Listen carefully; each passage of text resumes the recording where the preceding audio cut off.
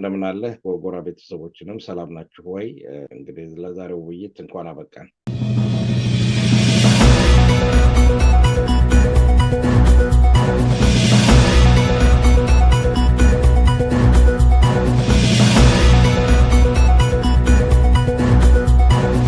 ሰላም ጤና ይስጥልን። የተከበራችሁና የተወደዳችሁ የጎርጎራ ቲቪ አድማጭ ተመልካቾቻችን በዝግጅት ክፍላችን ስም የአክብሮት ሰላምታችን ይድረሳችሁ።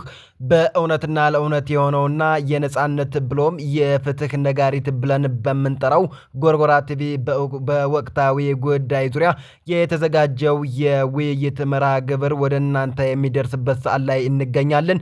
የዕለቱ የውይይት እንግዳችን ደግሞ የለንደን ነዋሪ አቶ ኢያሱ ኤፍሬም ነው።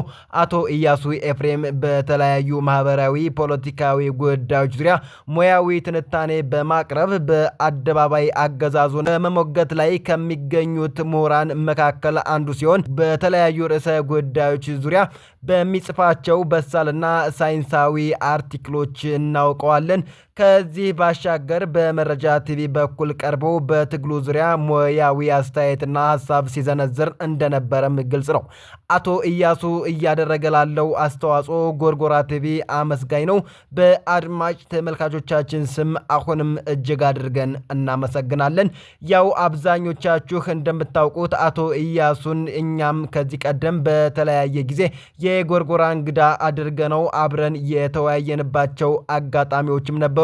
የተከበራችሁና የተወደዳችሁ የጎርጎራ ቲቪ አድማጭ ተመልካቾቻችን ቀደምቶቻችን በአጥንታቸው ሀገር ሰርተው በደማቸው ባንዲራዋን አስረክበውን ዛሬ ላይ ከኛ አልፎ መላው የጥቁር ዘር እንዲኮራ ባደረጉ እነሱን ወደ ኋላ አዝረው በሚሳደቡትና የደም ዋጋ በሚያረክሱት ዘረኞች ምክንያት አማራ ሕዝብ ኢትዮጵያ ከምትባለው ሀገረ መንግስት በስለት ተነጥሎ መዋቅራዊና ቀጥተኛ የሆነ ጥቃት ተሰንዝሮበታልኝ። ይህ ማንም ሊከደው የማይችል ፊታችን ላይ የተጋረጠ እውነት ነው። ገድለን ቀብረነዋል፣ አከርካሪውን ሰብረነዋል ብለው ዘረኞች በይፋ የፎከሩበት ህዝብ ልጆች በመሆናችን ኮንፊውዝ ኤንድ ኮንቬንስ ተደርገን መሪዎቻችን ማጣታችንም ስለሚያንገበግበን የአማራ ተጋድሎ በእውቀትና እውነት ህዝባችን ከጥፋት ይተርፍ ዘንድ የሀሳብ ትግሉ ለጠበንጃ አብዮቱ ቅርጽ ማስያዣ እንደሚጠቅምም ስለምናምን ህዝባችንን ለማንቃትና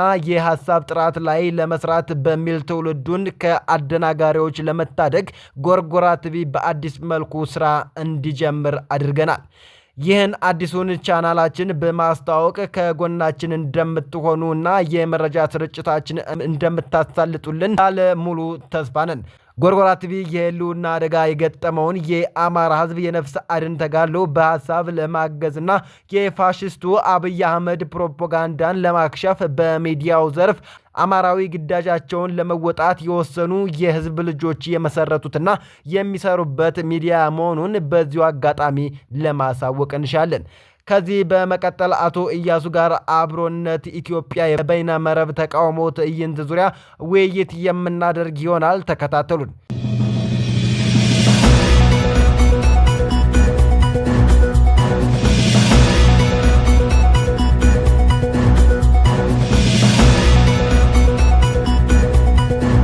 ኢያሱ በባለፈው ወር ማለትም ግንቦት 30 ቀን 2017 ዓ.ም የተካሄደውን የበይነ መረብ ተቃውሞ ትዕይንት እንዴት አየው?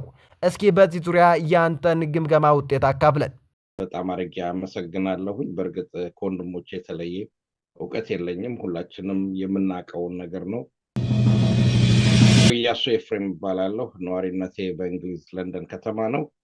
እንግዲህ በኢትዮጵያ ፖለቲካ ውስጥ በተለይ በአማራ ፖለቲካ ውስጥ ወቅታዊ የሆኑትን ነገሮች በመከታተል የራሴን የግል አስተያየት በተቻለኝ መጠን እሰጣለሁ። በሚዲያ በጽሁፎች አቀርባለሁኝ።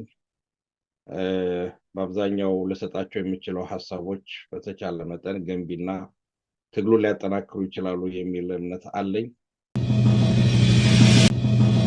በመርሆ ደረጃ ስንመለከተው የአብይን መንግስት ሊነቀንቅ የሚችል ህዝብን ወደ ተቃውሞ ሊያመጣ የሚችል ማናቸውም አይነት ስብስብ በዚህ ሰዓት ሊደገፍ ያስፈልጋል። የአብይ ስርዓት አፋኝ ነው። አፋኝ በመሆኑ ምክንያት ህዝባዊ ተቃውሞ ስብሰባዎች በአዲስ አበባ ወይም በኢትዮጵያ ግልጽ በሆነ ውይይቶች ዲሞክራቲክ በሆነ መንገድ ማካሄድ አልተቻለም። አብይ እንግዲህ እንደምናውቀው ብዙ ወጣቶችን አዛውንቶችን ጨምሮ ተናገሩኝ ተቃወሙኝ ያሉትን በሙሉ ወደ እስር ቤት የሚያጉርበት ሁኔታ ነው ያለው። እንግዲህ ለዚህም ለማስረዳት እንደነ ክርስቲያን ታደለ እንደ ዮሐንስ ቦያለው እንደ አቶ ታዲዮስ ታንቱ እነ መስከረም አበራ እና በእነሱ ስር የታሰሩት ከ200 በላይ የሆኑ ኦፊሻሊ የታወቁ እስረኞች ያሉበት ቦታ ነው። ይህ እንግዲህ የአገዛዙን ባህሪ ቁልጭ አድርጎ የሚያሳይ ነው። መናገር አይቻልም፣ መጻፍ አይቻልም፣ መሰብሰብ አይቻልም፣ ሰላማዊ ሰልፍ ማድረግ አይቻልም። ዛሬ በኢትዮጵያ ውስጥ ደሞዛችን ለኑሯችን አልበቃንም፣ ከኃላፊነታችን ጋር እኩል አልሄደም፣ የቤት ኪራይ ከፍለን መኖር አልቻልንም፣ ልጆቻችንን ማስተማር አልቻልንም፣ እንዲያውም ወደ ጠኔ ረሃብ ውስጥ እየገባን ነው ብለው የወጡትን ዶክተሮች በማሰር በማስፈራራት ከስራ በማሰናበት ላይ የተሰማራ መንግስት ነው። የአብይ መንግስት በባህሪው ፍጹም አምባገነን የሆነ ፋሽስታዊ ባህሪ ያለው ነው።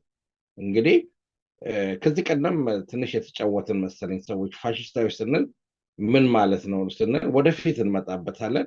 ፋሽስት ማለት በጣሊያንኛ ራሱ ፋሾ ከሚለው የመጣ ነውና በአጋጣሚ ሆኖ ፋሾ ማለት ማሰር እንደ ችቦ መሰብሰብ ማለት ነውና ኦልሞስት መደመር የሚለውን ኮንሴፕት ሁሉ ይወስድልናልና አብይ እንደመር በሚልበት ሰዓት ጠቅልዬ ልግዛችሁ እኔ እንደ ችቦ አስሬ ስፈልግ ላንድዳችሁ የሚል አይነት ኮንሴፕት ፖለቲካል ኮንሴፕት የያዘ ሰው ነውና የአብይ ስልጣኑን የሚነቀንቅ ማናቸውም ኃይል በግፍ ይታሰራል፣ በግፍ ይገደላል። እንግዲህ ለዚህ በወንድሞቻችን በበረሃም ላሉት በውጭም ያሉት በሀገርም በአዲስ አበባ ያሉትን በገሃድ የሚያውቁት ነገር ነው። ስለዚህ ይህንን ስርዓት ለመቃወም የሚያስችሉ ዘዴዎች ከተገኙ ያንን ስልቶች መጠቀም አግባብነት ያለው ነገር ነው። በዚህ ደረጃ አብሮነት ያዘጋጀው በይነመረብ የተዘጋጀው ህዝባዊ ጉባኤ አግባብነት ያለው ነው ባይነኝ እኔ። ምክንያቱም ምንም እኮ የተለያዩ የፖለቲካ ድርጅቶች ናቸው የተሰባሰቡት ወይም ደግሞ የፖለቲካ እሳቤ ያላቸው ሰዎች ናቸው የተሰባሰቡት። ይሄንን ስብስብ ጦርነት ይብቃ፣ አገዛዝ ይብቃ፣ ሰላም ይምጣ በሚል መርህ ደረጃ የተዘጋጀው በብዙ ሺህ እንዲያውም እስከ ሚሊዮን የሚደርስ ህዝብ ያሰባሰበ ነው። ይሄ ዓለም አቀፍ የሆነ ነው። አንደኛ በአንድ በኩል ብሌሲንግ ዲስጋይስ የምንለው ነገር አለ። ምክንያቱም አብይ በዛ በኩል በሚዘጋበት ሰዓት ነገር ግን ህዝቡን በሙሉ ዓለም አቀፍ በሆነ ደረጃ ከአውስትራሊያ ጫፍ አንስተህ እስከ ካናዳ፣ ከአሜሪካ ጫፍ አንስተህ እስከ ቻይና ያለውን ኢትዮጵያዊ በአንድ የፖለቲካል እሳቤ እንዲሰባሰብና ምንድነው የአብይ መንግስት አፋኝ ከመሆኑ የተነሳ ህዝቦች በከተማቸው በአዲስ አበባ በለው፣ በባህር ዳር በለው፣ በጅማ በለው ወይም በሌሎቹ ኢትዮጵያ በጅጅጋ በለው፣ በሐረር በለው፣ በጎንደር በለው፣ በደብረ ማርቆስ በለው በነፃነት ተሰብስበው መነጋገር ስላልቻሉ፣ መወያየት ስላልቻሉ፣ ተቃውሟቸውን ማሰማት ስላልቻሉ ሌላውን የቴክኖሎጂ አማራጭ ተጠቅመው ይህንን ስብሰባ አካሂደዋል። የአብይን አገዛዝ በመቃወም ይህንን ስብሰባ አካሂደዋል። ይህ ስብሰባ መካሄዱ በአብይ ጀርባ አጥንት ላይ መንቀጥቀጥ እንዲመጣ አድርጓል፣ ወይም ደግሞ ሽብር እንዲመጣ አድርጓል። ምክንያቱም እሱ ሊቆጣጠረው የማይችለውን የበየነ መረብን ተጠቅሞ ህዝብ እንዲነቃ፣ ካድሬዎቹ ራሳቸው እንዲፈሩ፣ ዛሬ ይህ ሁሉ ህዝብ ቁጣ አለ። ይህ ሁሉ እዛ ላይ የተሰበሰበው በሙሉ የሚቃወማችሁ ነው፣ የሚደግፋችሁ አይደለም ነው። ይሄ እንደ ትልቅ ማስጠንቀቂያ ነው። በመርሆ ደረጃ ስንመለከተው ይህ በይነመረብ መደረጉ ትክክለኛ ነገር ነው ብዬ ነው የምገምተው። ከዛ አንጻር ስመለከተው በትክክል የሚሄድ ነገር ነው እና በፖለቲካው እንትን እንዲያውም አንድ እርምጃ ይሄድበት። ለምሳሌ አሁን አንድ ምሳሌ ልውሰድና በአሜሪካ ሀገር ውስጥ አንድ የተፈጠረ ነገር ነበር። በቲክቶክ ላይ የአሜሪካ ሴናቶች ወይም የአሜሪካ ፖለቲሻኖች ቲክቶክ ይሰልለናል የቻይና ስለሆነ አሜሪካ ውስጥ መታገድ አለበት ብሎ ትልቅ ዲቤት ተደርጓል እና ግን ዘ ሴም ታይም በተመሳሳይ ሁኔታ የአሜሪካ ፖለቲሽያኖች እንደ ዶናልድ ትራምፕ የመሳሰሉት ቲክቶክን ህዝብን ሞቢላይዝ ለማድረግ ድጋፍን ሞቢላይዝ ለማድረግ ተጠቅመውበት ነበር እና ያው መጨረሻ ላይ ግዙ ግማሹን ሽጡ አትሽጡ በሚል ጉዳይ ላይ ነበር እንትን ያሉት። አሁን ይሽጡ ሽጡ አላውቅም፣ ግን በዛ ደረጃ የደረሰበት ነው እና አንዳንድ ጊዜ የማትፈልገው ቴክኖሎጂ ድንበር ጥሶ የመጣ አሁን ኢንተርኔት ወይንም ደግሞ ይሄ ድረ ገጽ የምንለው ነገር የኢንተርኔት ነገር የማናቸውንም ሀገር ሶቨርኒቲ ጥሶ የሚሄድ ነው። የአምባገነኖችን በር የሚያንኳኳ ነው እና በዚህ ደረጃ የአብይ መንግስት ያለውን ገጽታ ለዓለም ለማሳየት ህብረተሰቡ እንዲያውቅ ማድረግ ጠላትም ወዳጅም እንዲረዳ ለማድረግ የዚህ የበየነ መረቡ ውይይት መካሄዱ ትልቅና አግባብነት ያለው ነው ብዬ ነው የምገምተው። ሁለት ጽሁፎች አሉ። አንደኛው በእንግሊዘኛም አንደ ሁለተኛ በአማርኛ ያስቀመጥኩት አለ። ምንም እንኳን በመርህ ደረጃ እንዲህ አይነት ስብሰባዎች መኖራቸው ቢደገፍም ምክንያቱም ለምን አብይን ተቃወማችሁ? አብይን ተቃወማችሁ ለምን ተመጣችሁ? ለምን ሰላም ጥሪ ጠራችሁ ተሰበሰባችሁ ልትል አትችልም። በፕሪንሲፕል ደረጃ ትክክል ነው። ነገር ግን በእንደዚህ አይነት ስብሰባ ላይ የሚመጡ ሰዎች ወይም የሚነጋገሩ ሰዎች በመርሁ ደረጃ እንውሰድና አሁንም ይህ ስብሰባ ሊያደርስ የሚችለው ይሄ በአብይ መንግስት ላይ ሊያመጣ የሚቀጥለው ዓላማው ምንድን ነው? አሁን ለምሳሌ ከልደቱ እንደተረዳ ነው በሚቀጥሉት 3 ወራቶች ውስጥ ይሄ ወደ በይነመረብ የተደረገው ስብስብ ወደ መሬት ወርዶ በኢትዮጵያ ውስጥ ህዝባዊ አመፅን ሰላማዊ አመፅን ያመጣል የሚል ነገር ነው የተነሳው። አሁን እንግዲህ በፖለቲካል መርሆ ደረጃ ስንመለከተው 2 አይነት አሰላለፎች አሉ እዚህ ላይ። አንደኛው አሰላለፍ ምንድነው? የአብይን መንግስት በዲሞክራሲ መንገድ በሰላማዊ መንገድ ከስልጣን ማውረድ አይቻልም። አብይም በትክክል እንደሰራውና እየሰራም እንዳለው በሙሉ በሰላማዊ መንገድ ህዝቦች ነፃ ሆነው ተወዳድረው የራሳቸውን መሪ እንዳይመርጡ የሚያደርግበት ሂደት ነው ያለው የተፈጸመው ማለት ነው። አብይ ህዝቦች በሚገደሉበት ሰዓት ችግኝ የምንተክልላቸው ለሬሳቸው ጥላ እንዲሆን ነው ብሎ በአማራ ህዝብና በሌሎች ህዝቦች ደም ላይ የቀለደ መንግስት ነው። በወለጋ፣ በአሩሲ፣ በባሌ ኢቭን በአማራ ክልል ጨምሮ በሌሎችም ቦታዎች ህዝቦች በእምነታቸው በማንነታቸው ሲገደሉ የአብይ መንግስት አንድ ቀን ኮሽታ ያልተሰማው እና ጭራሽ በነሱ ደም ላይ የሚቀልድ ለምሳሌ ወንድሜ ዘመነ ካሴ እንዳለው አዲስ አበባ እንኳን ለህክምና ሰዎች መሄድ የማይችሉበት ቤተሰባቸውን መጠየቅ የማይችሉበት ዘመድ ከዘመድ ማይገናኝበት በአማራነታቸው ማለት ነው አዲስ አበባን ከተማ በኮሪዶር ልማት አስመካኝቶ ነዋሪውን ከስር ያፈናቀለበት ነው። ስለዚህ የአብይን መንግስት ልንቃወም የምንችለው የአብይን መንግስት ልናወርድ የምንችለው በትጥቅ ትግል ነው ብቻ ብሎ የአማራ ህዝብ ተነስቶ ይሄ አንደኛው አስተላለፍ። ኢቭን ከዚህ ቀደም በአብይ ምርጫ ላይ የተሳተፉ የነበሩ እንደ እስክንድር በባልደራስ አማካኝነት የነበሩ ሁሉ ያ ነገር ስላልተሳካ መጨረሻ ላይ ትጥቅ ትግል ነው የሚያዋጣው ብሎ ወደ ጫካ የገቡበት ሁኔታ። ስለዚህ የአብይን መንግስት በሰላማዊ መንገድ መውረድ እንደማይችል የታየበት ሁኔታ አለ። የአምባገነን መንግስት በባህሪያቸው በታሪክም እንዳየነው በአፈሙዝ ነው የሚወርዱት በመጨረሻ ላይ ማለት ነው። ምክንያቱም አሁን ለምሳሌ እንደ ምሳሌ ላድርግና ሙጋቤን ልውሰድና ሙጋቤ የነፃነት ተንቀሳቃሽ ነው፣ የነፃነት መሪ ነበረ ነው ምናምን 80 ዓመቱ ድረስ ሆኖ በምንጣፍ እንኳን መራመድ አቅቶት እስኪወድቅ ድረስ ስልጣን አለቅም ያለበትና መጨረሻ ላይ ስልጣኑን ወደ ሚስቱ ለማስተላለፍ የሞከረበት ሁኔታ ስለነበረ ወታደሩ ነው ታንክ ልኮ ከቤተ መንግስት እንዲወጣ ያደረገው እና በአፍሪካ ውስጥ በተለይ በሌሎችም ሀገሮች ለምሳሌ በባንግላዴሽን በቅርብ ጊዜ ያየነው እንቅስቃሴ ያለ በሌሎችም ህዝባዊ አመጾች ናቸው። ይሄንን እና በሰላማዊ ትግል እናካሄዳለን የሚለው ጎራ ማለት የልደቱ ጎራ የአማራ ህዝብ ከሚያደርገው የትግል ስልት ጋር ፈጽሞ አብሮ የሚሄድ አይደለም። የአማራ ህዝብ ጦርነትን መርጦ ጥይት መተኮስ ስላማረው ጠመንጃ ስላማረው አይደለም ወደ ትጥቅ ትግል የገባው። አትግደሉኝ፣ በእምነቴ አትግደሉኝ፣ በዘሬ አትግደሉኝ፣ ወያኔ የዘራችው ነፍጠኛ፣ ትምክተኛ፣ ገዢ መደብ እየተባለ ለ30 ዓመት ወያኔ ከጀመረች ጀምሮና ያሳረደችው እንዲታረድ ያደረገችው ህዝብ ነው። አሁን እነዚህ ሁለት የፖለቲካ አሰላለፎች አሉ፣ በጣም ሜጀር የሆኑ ማለት ነው። ስለዚህ በሰላም እንታገላለን የሚሉ ኃይሎች እንደ ልደቱ አይነት ሰዎች አንድ የሽግግር መንግስት ይቋቋም በዚህ የሚባሉ ነገሮች ሁለቱ የማይጣጣሙና ዘይትና ውሃ የሆኑ ናቸው። ዘይትና ውሃ የሆኑ ናቸው።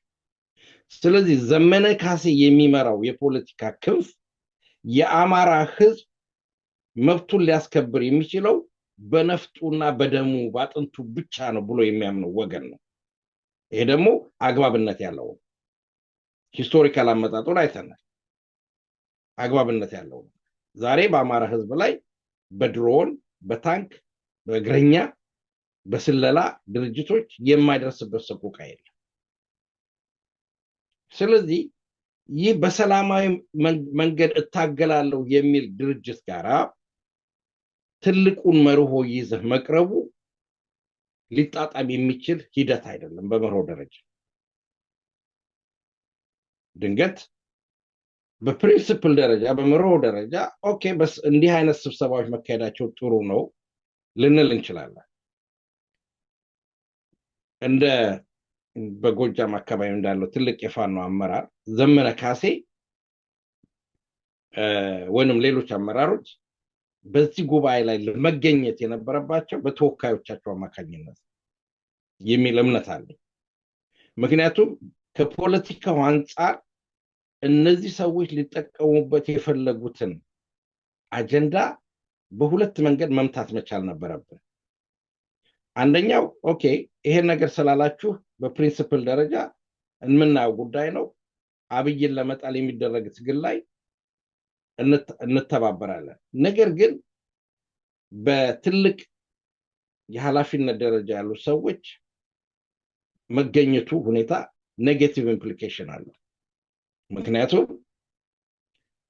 ውይይቱ ከመደረጉ በፊት በተደረገው አናውንስመንት ወይም መግለጫ እነማን እንደሚመጡ አልተገለጸም። እነሱ ያቀረቡት ምክንያት ያልተገለጸበት ምክንያት ለጸጥታው ተብሎ ነው የሚል ነው። በእርግጥ ነው ለምሳሌ አሁን የሚስጥረ ስላሴ የኢሃፓ አመራር አዲስ አበባ ነው መሰለኝ ያለችው፣ እሷ ትመጣለች ቢባል የአብይ ሴኩሪቲ ፖሊስ ቀድሞ ሊያስራት ይችላል። ወይንም ደግሞ የእናት ፓርቲም ሊሆን ከኢትዮጵያ የገቡት ማለት ነው። ነገር ግን እነሱን እንኳን በሚስጥር ቢያዙ ሌሎቹ እንደ አቦይ ስብሃት የመሳሰሉ እንደ ጀዋር መሐመድ የመሳሰሉ እነ ስቄል ጋቢሳ የመሳሰሉ ኃይሎች በሚገኙበት መድረክ ላይ የአማራን የትጥቅ ትግል የሚመራ አካል በኦፊሻሊ ደረጃ መገኘቱ የፖለቲካል ኮስት ወይንም ደግሞ ዋጋ አለው። ይሄ መታወቅ ነበረበት በስልት ደረጃ ማለት ነው። በስልት ደረጃ ለምሳሌ በዛ አካባቢ በጎጃም አካባቢ ያሉ የህዝብ ግንኙነቶች ፐብሊክ ሪሌሽን ላይ የሚሰሩ ሰዎች ደብዳቤውን ይዘው ማንበብ ይችላሉ እና በዚህ መንገድ ሁለት መንገድ መምታት ይቻላል እና ያ መደረጉ ለጊዜው የሚፈጥረው what I call it የስኒ ማዕበል ካልሆነ በስተቀር ሎንግ ተርም የሆነ ኢፌክት የለውም ባይነኝ። ባይሆን ጥሩ ነበረ፣ ከሆነም በረጅም ጊዜ የሚፈጥረው ነገር የለም። ምክንያቱም እዚህ ላይ ማየት ያለብን በዛ መድረክ ላይ እንዲቀርቡ የተደረጉት ኃይሎች አራጅና ታራጆች ናቸው።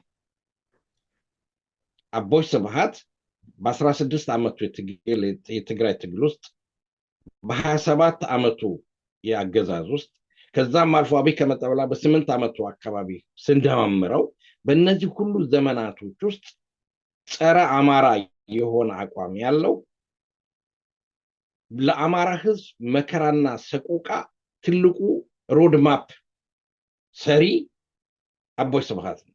ይህ ምንም የሚያወላውል ጉዳይ ነው። አድማጮች እንዲረዱኝ የምፈልገው ነገር ምንድን ነው? የአማራ ህዝብ ዘላለማዊ ጠላት ገዝተንለት ገሌ ጠላት ነው፣ ስለዚህ ከሱ ጋር መነጋገር የለብህም፣ አብረ መኖር የለብህም፣ መስራት የለብህም፣ ቂም እየቋጠርክ ሁል ጊዜ እንደዛ ሂድ የሚል መሆሮ ትክክል አይደለም፣ በመርሆ ደረጃ ማለት ነው። የአማራ ህዝብ ዘላለማዊ ጠላት ኖሮት ከእነሱ ጠላቶች ጋር እየተታኮሰ ይኖር ለማለት አይደለም። ነገር ግን እነዚህ ጠላቶች ወደ ህዝብ መድረክ ላይ በሚመጡበት ሰዓት ፕሮቶኮሎች አሉ በትክክል መቀመጥ ያለባቸው። እነዛ ፕሮቶኮሎች አንደኛ በአማራ ህዝብ ላይ የደረሰውን ሰቆቃ ሪኮግናይዝ ማድረግ፣ ሂስቶሪካል የሆነውን በአማራ ህዝብ ላይ ታሪካዊ የሆነውን ሰቆቃ ከስም ማጥፋት ጀምሮ ማለት ነው። ይሄ ካራክተር አሳሲኔሽን በለው፣ ይሄ ናሬሽን ወይም ትርክት የምትለው በአማራ ህዝብ ላይ የተሰራው ትርክት ሂስቶሪካሊ ትክክል እንዳልሆነ እነዚህ ኃይሎች መጀመሪያ አስምረው መምጣት አለባቸው። ለምሳሌ ልበላ፣ ከጀዋር መሐመድ ልነሳና ሚኒሊክ ጡት ቆረጠ ብለው የኦሮሞን ህዝብ የአማራን ህዝብ እንዲጠላ በሱ ላይ እንዲነሳ በአካባቢ ያላቸውን አማሮች እንዲገል እንዲያረግ ብለው ሐውልት ሰርተውለት፣ ይሄ ክሊር የሆነ ሲምቦሊክ የሆነ ሪፕሬዘንቴሽን፣ ሲምቦሊክ ብቻ ሳይሆን መሬት በተግባር ወርዶ ልጆች በመጽሐፍ የሚማሩት ትውልድ የሚማረው ጀዋር መሐመድ ፕራክቲካሊ ሄዶ አበባ ያስቀመጠበት። እነዚህ ፖለቲከኞች ጀዋር መሐመድ ለምሳሌ የአማራን የማጥፋት የፖለቲካል አጀንዳ የውስጥና የውጭ ኃይሎች ተቀነባብሮ የመጣውን የፖለቲካ አጀንዳ አስፈጻሚዎች የሆኑ ኃይሎች ናቸው። ይህንን በተግባር አይተነዋል። ለምሳሌ አቦይ ስብሃት በአንድ በኩል በተናገረው እስከ መቼ ነው ድረስ ጥይት እያቀመስ ነው የምንኖረው የሚል አንድ ኢንተርቪው የሰጠበት ሁኔታ አለ። ወልቃይት ላይ የፈጸሙት ሰቆቃ ማን ነው አንድ የነሱ አባል የሆነ ሉዓላዊነት ነው ምናምን የሚል የጻፈው ጽሁፍ ላይ በትክክል ተቀምጧል። በወልቃይት ህዝብ ላይ የፈጸሙት ይሄ ዜሮ ምናምን የሚሉት ባዶ ምናምን 6 ነው 0 ምናምን የሚሉት ጉድጓድ እየቀበሩ እንትን የሚሉት ማለት ነው። በራያ ህዝብ ላይ እንደዚህ ሰው እነዚህ ሰዎች ሂስቶሪካሊ አሁን የአማራን ህዝብ አሁን ለምሳሌ ትርክቱን ስትሰማው ብዙ ጊዜ ህገ መንግስቱን ራሱን ስትመለከተው ታሪካዊ ስህተቶችን ለማረም የሚታረመው ማን ነው? አማራ ነው እየተገረፈ። አራሚው ማን ነው? በሌላ ወገን የተሰለፉ ቲፒኤልኤፍ፣ ኦኤልኤፍ የመሳሰሉ ድርጅቶች ናቸው። ዛሬ አማራው የተሰራብኝን በደል በታሪክም በአካልም በኢኮኖሚም በማህበራዊም በፖለቲካም በዓለም አቀፍም ደረጃ የተሰራብኝ በደል ይስተካከልልኝ ነው ያለው። ይህ አግባብ አይደለም፣ አብረን ሊያኖረን አይችልም። መሸፋፈን የለብንም። እዚህ ጋር ምንም እንደባብቀው ነገር የለም። የተቃጠሉ አብያተ ክርስቲያናቶች፣ የተገደሉ መለኮሳቶች፣ ቀሳውስቶች፣ ልሂቃን፣ ህፃናት ሰውን መቁጠር ይቻላል። ይህንን ያደረገው ኃይል ማን ነው? ይህንን ያደረገው ኃይል በትልቅነቱ የአንበሳውን ድርሻ የሚወስደው ቲፒኤልኤፍ፣ ከዛ በኋላ ደግሞ የቡክር ልጁ የሆነው ኦኤልኤፍ ኦነግ ነው። ጀዋር መሐመድ በትክክል ያስቀመጠው እኔ የኦነግ ልጅ ነኝ ነው ያለው። የጀዋር መሐመድ ትልቁ የሚታወቅበት መፈክር ኢትዮጵያ አውት ኦፍ ኦሮሚያ የሚል መፈክር ነው። በአሜሪካ ልጅ ወጣት በነበረበት ሰዓት ከፈለጋችሁ በምርጫ ብትፈልጉም በጡጫ አታሸንፉንም የሚለው መርሆ አብሮ ሼር የሚያደርጉ ናቸው። ዛሬ በስልጣን ላይ ያለው የኦሮሞማው ክፍል እነ ሽመልስ ጋር የተጣሉት በስልጣንና በጥቅም እንጂ በፕሪንሲፕል ደረጃ አይደለም። በመርሆ ደረጃ አማራን መምታት የሁሉም ኦብጀክቲቭ ነው። ለምሳሌ ጦርነቱ በትክክል ባላቅም ቲፒኤልኤፍ ወደ መቀሌ ከገባ በኋላ ኮንፌዴሬሽን የሚባል የብሔር ብሔረሰቦችን ሰብስበው ያወያዩበት ነበረ። ልደቱም አንዱ ተሳታፊ ነው። እና እነዚህ ሰዎች በፖለቲካል መርኋቸው ደረጃ መርሆም ብቻ አይደለም በተግባርም ደረጃ ያሳዩንና ያስመሰከሩት ነገር ዛሬ አማራ ለገባበት ሰቆቃና መከራ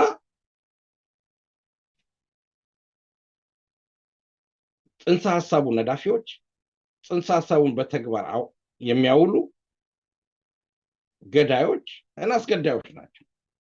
ይሄ ምንም ብላክ ኤንድ ዋይት የተቀመጠ ጉዳይ ነው። ወደ እርቅ ለመምጣት ከተፈለገ፣ ወደ አብሮ ለመስራት ከተፈለገ የአማራ ህዝብ አይደለም ከገዳዮቹ ጋር ሄዶ እባካችሁ አብረን እንስራ ብሎ መጠየቅ የለበት። እነሱ ናቸው ይቅርታ አድርጉልን፣ አጥፍተናል፣ ይህ ነገር ትክክል አይደለም፣ የኢትዮጵያ ታሪክ የ100 ዓመት ታሪክ ነው፣ የሚኒሊክ ታሪክ ነው፣ ነፍጠኛውን ማጽዳት ያስፈልጋል። የኦሮሞ ልሂቃን በአደባባይ የሚናገሩት ነገር ነው። አሁን ቪዲዮ ስለሌለ ማምጣት አልችልም እንጂ በእነሱ አካባቢ ያሉት ሰዎች ነው እነታየ ደንዳ የታሰሩት ሞሮሌስ እንደዚህ አይነቱን ነገር በመቃወም ጭምር ነው። ሐረር ያለው ማን የሚሉት እንትን ያለው ሽመልስ እንዴት ያለው አገዛዝ ብልጽግና እንደሚገድል ያሳየበት ጉዳይ ነው። እና ይሄ የአደባባይ ሚስጥር ነው። ዛሬ ቲፒኤልኤፍ እና አቦይ ስብሃት እና ሉላ አዘጋጁ የሆነው ደግሞ ቴዲ ወልቃይትን ምዕራብ ትግራይ ብለው ነው የሚጠሩት። የአማራ የብሔርተኝነት የትግል ችቦ የሆነው ወልቃይት ነው። የፈለገው ፖለቲካል አቋም የተፈለገው ነገር አሁን ያለው ስታተስ ኳ ይኑር እንጂ የወልቃይት ጉዳይ ለአማራ ብሔርተኝነት መንቀጣጠል ችቦ ነገም ቢነሳ በዛ ጉዳይ መታገላችን አይቀርም። ራያም እንደዚሁ ዛሬ የትግራይ ልሂቃን ምን መለስ ብለው የሚያስቡትን ግዛት የሚያስቡ ድሪም የሚያደርጉ ናቸው።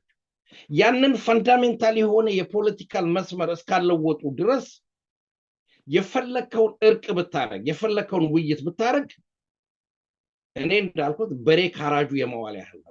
የተከበራችሁና የተወደዳችሁ የጎርጎራ ቲቪ አድማጭ ተመልካቾች የውይይታችን የመጀመሪያ ክፍል በዚሁ ተጠናቋል። በነገው ዕለት ቀጣዩ ክፍል ወደ እናንተ ይደርሳል። እስከዚያው ጤና ይስጥልን።